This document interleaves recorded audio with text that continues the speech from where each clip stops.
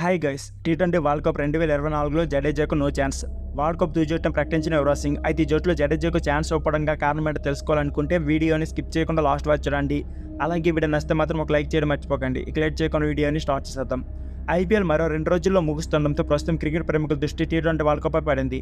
మరో వారం రోజులు మెగా టోర్నీ గ్రాండ్గా ప్రారంభం కానుంది. జూన్ 2 నుంచి జూన్ 29 వరకు ఈ టోర్నీ జరగనుంది. శనివారం అంటే మే 25న భారత్ క్రికెట్ జట్టు మొదటి బ్యాచ్ ఆటగాళ్లు అమెరికాకు బయలుదేరనున్నారు.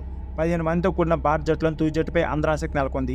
తాజాగా టీమిండియా మాజీ క్రికెటర్ యువరాజ్ సింగ్ టీ20 వరల్డ్ కప్కు తన తుది జట్టునే ప్రకటించారు.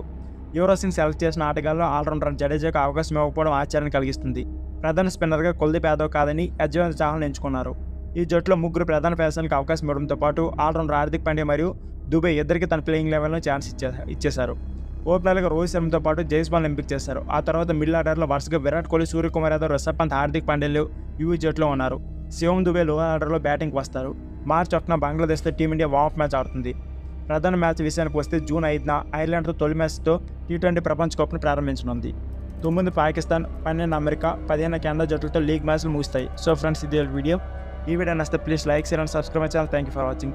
అయితే జడేజా టీ20 వరల్డ్ కప్లో ఆడితే బాగుంటుందో ఆడకపోతే బాగుంటుందో ప్లీజ్ మీ అభిప్రాయాన్ని కామెంట్ బాక్స్లో కామెంట్ చేయడం మర్చిపోకండి.